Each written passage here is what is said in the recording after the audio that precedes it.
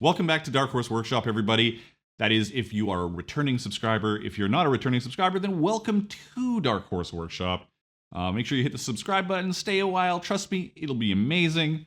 Today we're going to be making some armor for your forearms and elbows. It's a Bazuband pattern, which is a single piece elbow and forearm armor design. So it's for costumes, cosplay, rattan combat, really whatever you want to use it for. So let's get started.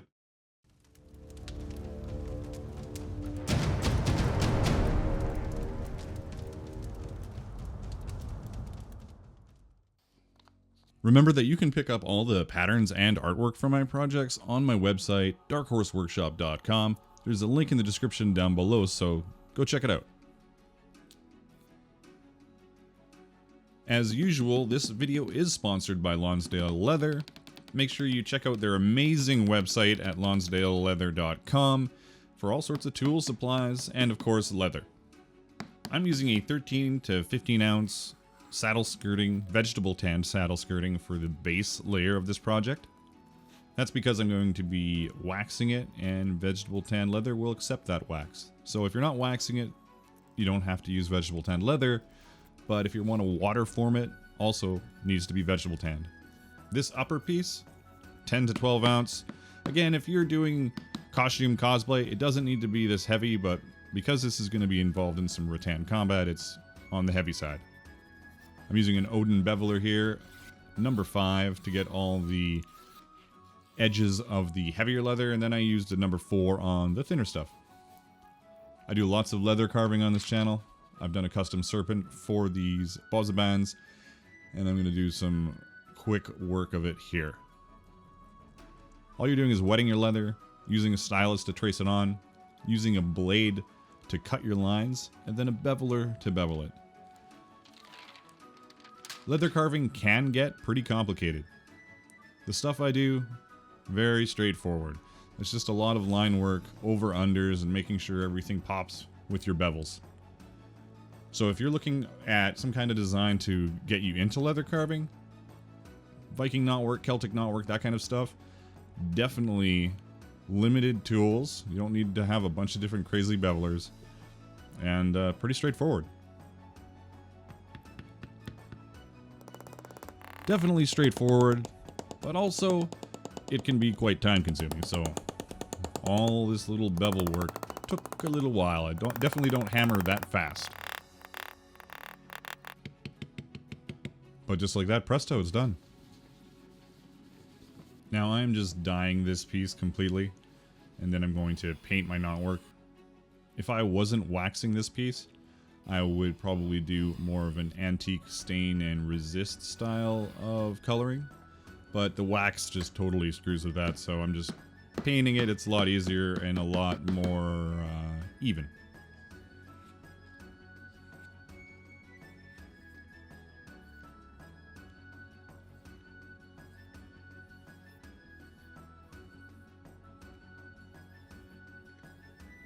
This strange looking strap is a Y strap.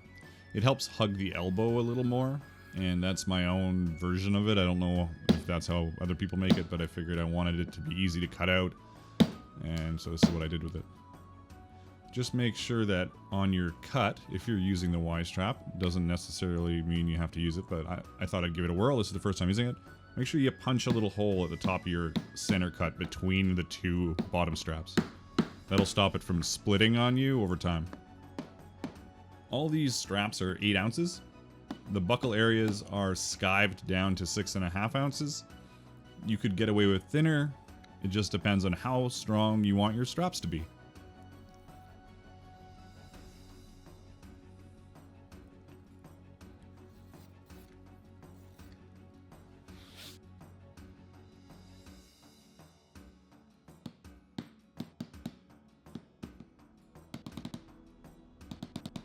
Obviously, you only need to make keepers if you're using heel bar buckles. Center bar buckles have a built-in keeper. Most people are going to stitch their keepers together, but I love my little stapler. I'll have a link for it in the description down below here for you guys.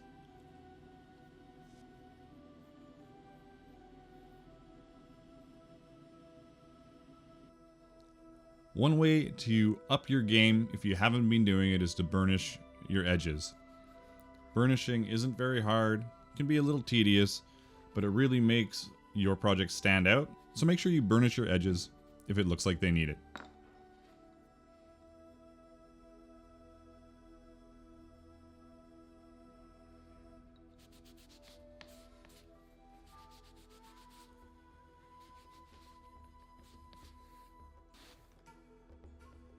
I am using an Angelus paint marker here. I highly recommend them. Don't use a brush if you can avoid it. This makes things a lot easier. Remember that you can pick this pattern up on my website by itself or as part of my Armor Bundle pattern pack that gives you a 15% discount on an assortment of my most popular armor patterns.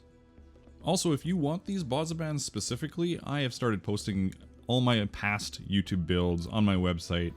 They're at a premium price as I try and get a hold of some new camera equipment and make more videos for you guys. Here I'm just showing you guys my motorized burnisher so you know that that option is out there.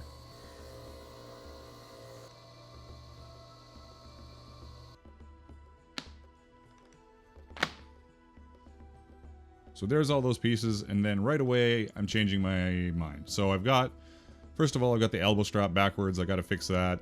And then I have decided to put a hinged vambrace front here, and I didn't like that idea, so I've decided to change it and just go a solid single piece vambrace and elbow, which is what I've done in the past, so I don't know why I didn't do that this time. So I changed everything around and fixed it up. So there we go. Well, there we go, other than the straps on the right side of that vambrace were belt tip straps and not buckle straps. But I didn't screw that up later. I've got rivets in those holes just to keep the holes in place, because otherwise it'll shift around. In case you're curious, I have both versions of this Bazuband pattern in the final pattern, so you can choose whichever one you want to use. This elbow is something I changed on the final pattern. It's got a little more curve on the pattern than it does here. I felt that it just wasn't quite deep enough. We're waxing in at about 250 degrees Fahrenheit, 125 degrees Celsius. Make sure there's lots of ventilation. I do it for about 3 minutes, and I try and focus primarily on the elbow because that's the most important part of this whole structure. You want to have healthy elbows. You have two options here. Pull it out, rivet all your straps on it before it cools, and then mold it into place. Or let it cool, rivet your straps onto it with the vambrace part flat and the elbow, not necessarily, but probably the elbow set like I've done here. Then put your straps on it, then take it home and put it in the oven at around 180 and hope that your partner doesn't kill you. Which, so far so good, I've survived. That's my preferred way of doing it. Otherwise, it just gets a little crazy. I don't want to be scrambling to do these rivets.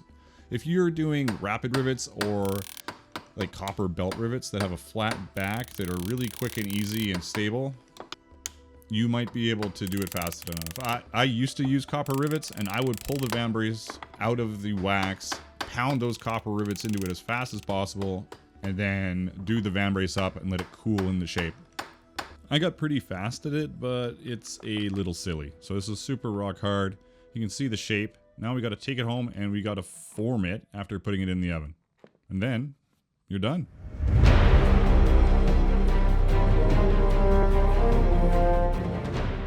Well, there you have it. Knowing the algorithm, if you wait around, there's probably another armor video for you to check out.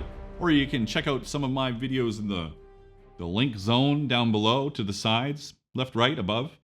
And until next time, keep on being creative in whatever it is you do.